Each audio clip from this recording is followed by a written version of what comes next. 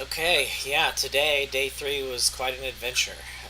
Quite a roller coaster, kind of an emotional roller coaster, I guess. So the first 2 days were just spent learning, so it's really more of just the lecture, and especially day one is just an intense like note taking, just trying to get myself oriented.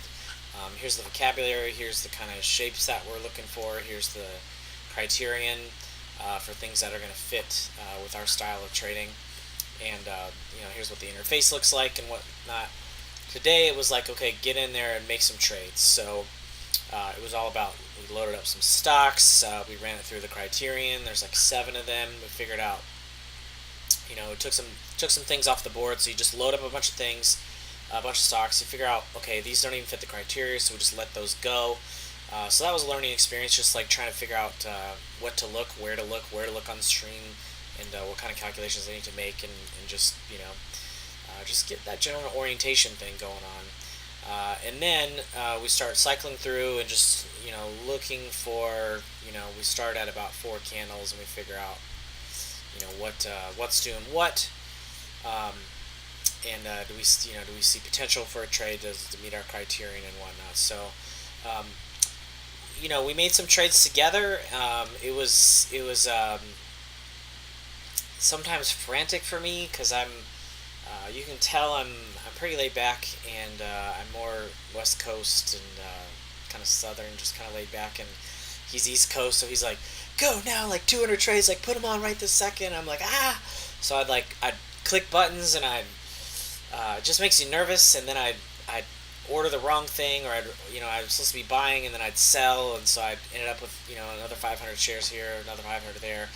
Um, and that's just me. Like, if you're from the East Coast, you're just used to that, and maybe it's not a big deal. You're like, oh, And plus, if you knew the interface well and you knew what you were doing, buying and shorting and limits and markets and whatever, stop losses, the yelling might actually just make me hurry up, which I think was the intention. But for me, it just made me click the wrong buttons and make mistakes. So, again, it's just a paper trading account. Didn't cost any money. Didn't lose any money.